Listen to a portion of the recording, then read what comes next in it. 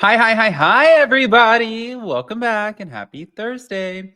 I'm having quite the morning. I know I'm not wearing a hat, but it's because I'm going to get my hair cut today, and we're on a journey right now. So I love a good journey. I like to check in with myself, and I like to be like, gotta get that shit together.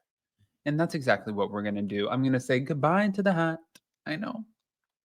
And hello to the hair. So here we are. Anyways, last night I watched the new episode of Summer House, and I could see, I think we all could, I think anybody could see the fact that this relationship with Craig and Paige is crumbling before our very eyes. It was so apparent. I don't even know how they made it from this part of filming all the way to Thanksgiving. We're going to break it all down. Sierra Miller, I believe, one, she's stunning, but two, I believe she's incredibly smart. I'm going to explain why. So before we jump in, if you guys have not, go ahead, pop off in the comment section. If you're not subscribed, get subscribed. Don't forget to hit that notification bell. And let's start right here with Sierra, who literally dragged Paige's hater-ass boyfriend.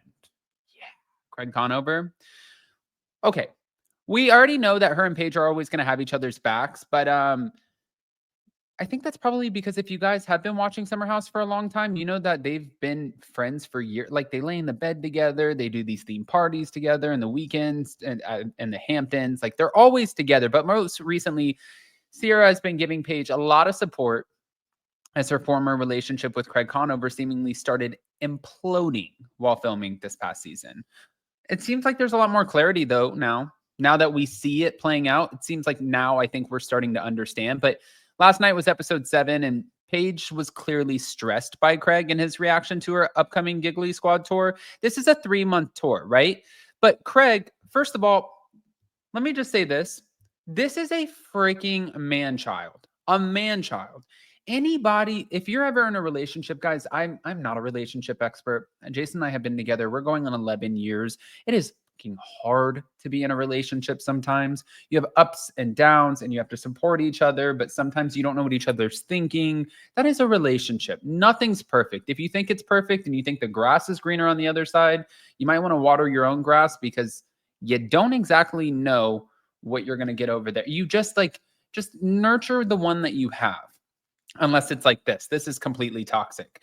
When you're in a relationship, you support each other. You champion each other. You want each other to win because you want to build a life for each other. And last night, watching Craig and his stupid ass temper tantrums, I don't know why the cast of Southern Charm, which we're going to see tonight, were raising their hands that they're afraid of Craig Conover. I think that he is totally exhibiting signs of being narcissistic. I'm not a doctor. I'm not saying he's narcissistic. I'm just saying this to me is what I would associate it with. It's just this odd behavior of I am man, you are woman. I want you to come to Charleston. We need to have babies, a white picket fence. Let's have bees in the back with honey, and you're going to put your career on hold. No, no.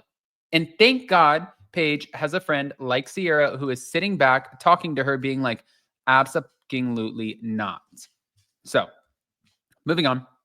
Craig was concerned about keeping their relationship a priority, and she felt unsupported in this. She said, I've worked my whole life for this.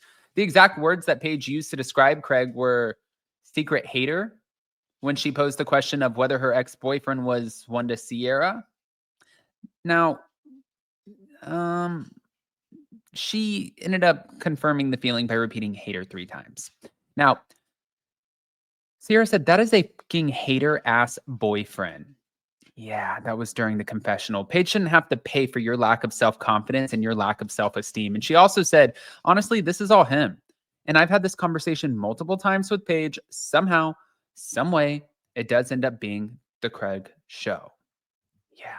Well, they were talking about how draining the day was for Paige. And they had a serious conversation with Craig about how to navigate the relationship while she was on tour. And she was like, if you want to show up to any of the cities I'm in, you're my boyfriend. You can show up.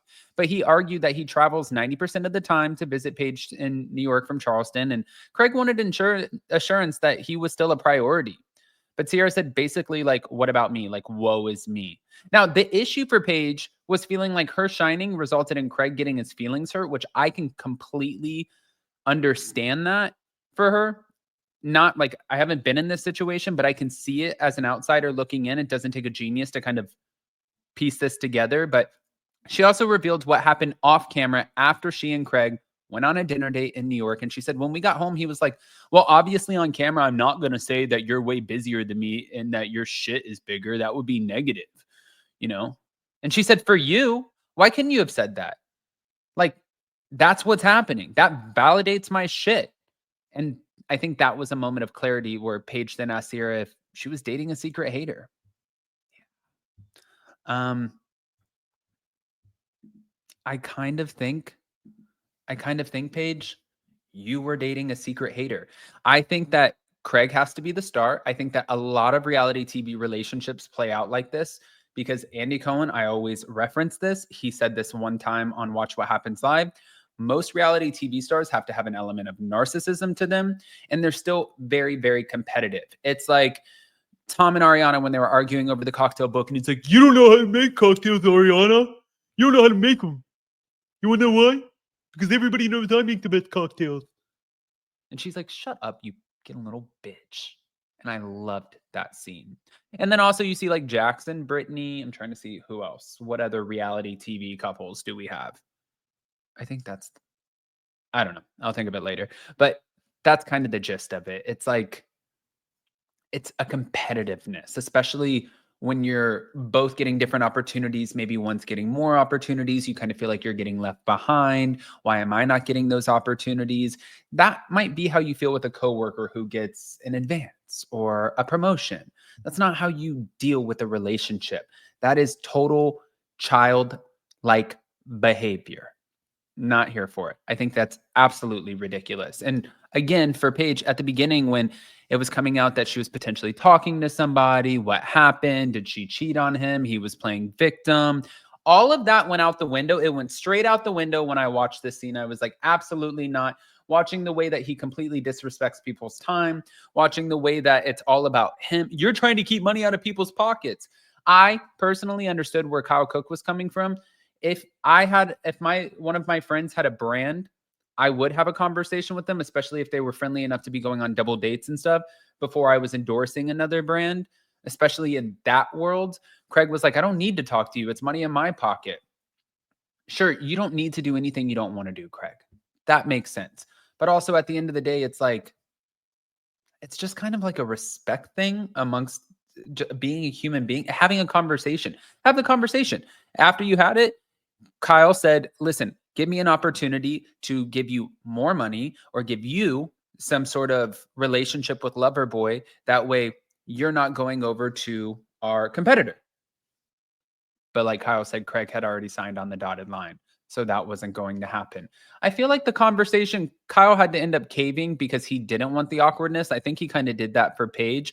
But I don't also believe that Kyle knew while they were having that conversation or just right after, Paige was going to be upstairs in her feelings with this whole tour and what was going on and struggling with the fact that she doesn't even know if she wants Craig to be along for the ride anymore. I think if Kyle was aware of that, I don't think that he would have sat down and had that conversation because since their breakup, Kyle has completely been like, don't like this guy. He's out. Not a good man. I'm good on him. And I get exactly what he's saying. A lot of people love Craig. I'm not sitting here saying that he's not a great person or a great friend. I just think that this is red flag behavior. That's what I'm going to say. It is red flag behavior. I want to hear what you guys think. Guys, pop off in the comments section. Smash that like button. If you guys are not subscribed, get subscribed. Don't forget to hit that notification bell. And if you guys want the full of what Sierra said, thank you to Bravo OMG. She said, that is a fucking hater ass boyfriend. Paige shouldn't have to pay for your lack of self-confidence and your lack of self-esteem. Honestly, this is all him. And I've had this conversation multiple times with Paige.